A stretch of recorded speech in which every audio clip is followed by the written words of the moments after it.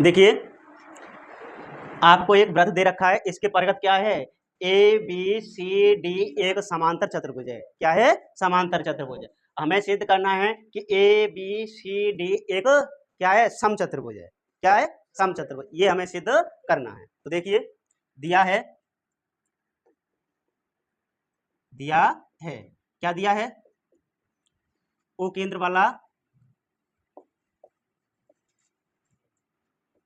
वाला एक वृत्त है जिसके परिघत ए बी सी डी एक समांतर चतुर्भुज है। कैसा चतुर्भुज है? समांतर चतुर्भुज है। आपको सिद्ध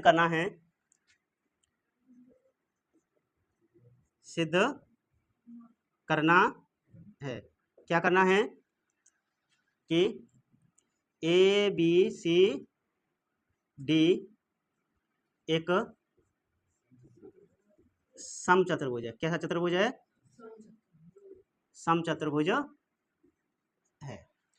समचतुर्भुज का होगा तो क्या हो जाएगा, सभी भुजाएं आपस में क्या होंगी, बराबर। ए बी बराबर बी सी बराबर सी डी बराबर ए डी, चारों की चारों क्या होंगी, भुजाएं बराबर। अब समांतर चतुर्भुज हमें दे रखा है, तो इसमें कौन सी भुजा किसके बराबर होगी, यानी समांतर चतुर्भुज है, इसलिए यानी ए बी भुजा किसके बराबर होगी, सी डी के, और दूसरी ए डी भुजा किसके बराबर होगी, डी सी के। अब करेंगे उपपत्ति। देखिए यहां पर देखिए ए एस बराबर होगा ए आर के। क्यों बराबर होगा? प्रमेय 10.2 से, यानी किसी बाह्य बिंदु से वृत्त पर खींची गई स्पर्श रेखाओं की लंबाइयां क्या होती हैं, बराबर। इसलिए ए एस किसके बराबर हो जाएगा, ए आर के। तो लिखेंगे यहां पर ए एस बराबर होगा किसके, ए आर के। ए एस किसके बराबर हो गया, ए आर के, समीकरण नंबर 2। ऐसे ही बी एस किसके बराबर हो जाएगा, बीपी के, यानी बी एस किसके बराबर हो जाएगा, बी पी के। इसको दे देंगे समीकरण नंबर 2। देखो ए एस किसके बराबर है, ए आर के। ऐसे ही यहाँ बाह्य बिंदु बी है, तो इधर से बी एस किसके बराबर होगा, बी पी के।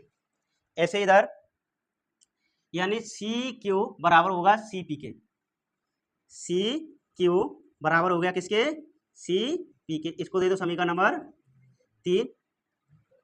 और ऐसे ही यानी कौन सा, यानी डी क्यू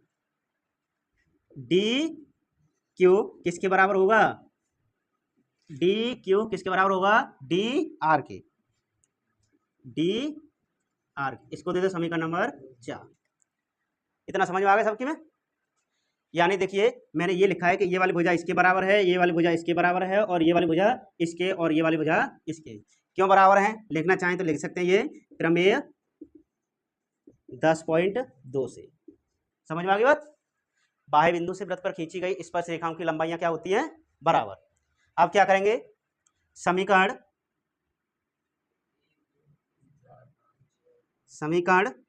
1, 2, 3 और 4 को जोड़ने पर तो क्या हो जाएगा, देखिए A S plus B S plus C Q plus D Q बराबर, सभी मैंने एल एच एस जोड़ दिया। अब क्या जोड़ेंगे, आर एच एस। देखो ए आर प्लस, इसके जगह क्या लिख सकता हूं मैं, आर वाला पद एक जगह पर लिख लेंगे तो D R plus B P plus C P, चारों पद आपस में क्या कर लिए मैंने, जोड़ लिए। अब देखिए A S plus B S, इधर देखो A S plus B S, ये पूरी भुजा क्या बन जाएगी, फिर क्या बनेगी, ए बी प्लस ऐसे C Q plus D Q, यानी C Q plus D Q, इन दोनों को जोड़े तो क्या हो जाएगा, ये यानी सी डी बराबर ये वाला A R plus D R, A R plus D R, ये दोनों टुकड़ों को जोड़ेंगे तो क्या हो जाएगा ए डी प्लस, ऐसे उधर यानी B P plus C P जोड़ेंगे, ये वाला B P plus C P तो किसके बराबर हो जाएगा बी सी, बी सी के। इतना समझ में आ गया। अब क्या करेंगे, हमें दे रखा है, क्या दे रखा है, हमें दे रखा है कि ए बी भुजा किसके बराबर है और ए डी भुजा किसके बराबर है बी सी के।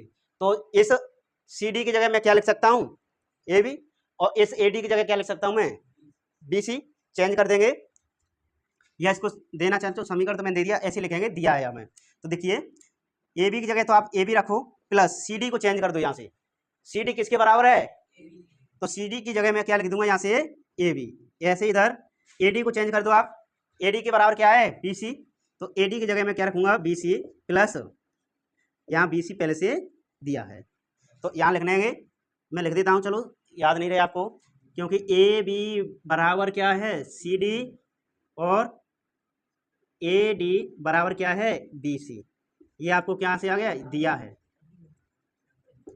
क्या है दिया है हमें, ए बी किसके बराबर दिया है सी डी के, और ए बी सी डी के और ए डी बी सी के, तो ये मैंने लिख दिया यहाँ से चेंज कर दिया है। तो क्या हो जाएगा 2 ए बी बराबर 2 बी सी, यानी 2 से 2 कट जाएगा, क्या बचेगा, बचेगा ए बी बराबर बी सी। देखो ए बी बराबर, ए बी भुजा किसके बराबर आ गया ये बी सी के, मतलब ये वाली भुजा इसके बराबर है, और हमें दे रखा है कि ए बी भुजा किसके बराबर है सी डी के। तो देखो यहाँ पर लिख लेंगे, यानी इसको दे दो समीकरण नंबर कितना 5 दे दो, चलो समीकरण 5 से और दिया है इसे, तो आपस में ये भुजा क्या हो जाएंगे, समीकरण 5 से देखो ए बी किसके बराबर दिया है आपको बी सी के बराबर, और ए बी किसके बराबर दिया है यहाँ पर सी डी के, तो बराबर में सी डी लिख सकता हूं मैं यहाँ पर सी डी के, और बी सी किसके बराबर दिया है ए डी के, दिया है कि नहीं बी सी, तो बी सी की जगह, और यहाँ पर बी सी ए बी के बराबर है, तो यहाँ लिख सकता हूं मैं ए डी। तो कहने का अर्थ है सभी भुजाएं आपस में क्या हो गई बराबर, चारों की चारों भुजाएं, देखो यही तो सिद्ध करना था मुझे, ए बी बराबर बी सी बराबर सी डी बराबर ए डी, तो चारों भुजाएं आपस में कैसी हो गई बराबर, और जिस चतुर्भुज की चारों भुजाएं बराबर होती है उसको हम कौन सा चतुर्भुज कहेंगे समचतुर्भुज। तो लिखेंगे अतः ए बी सी डी एक समचतुर्भुज है, कैसा चतुर्भुज है समचतुर्भुज है। समझ में आ गई बात, लिख लो।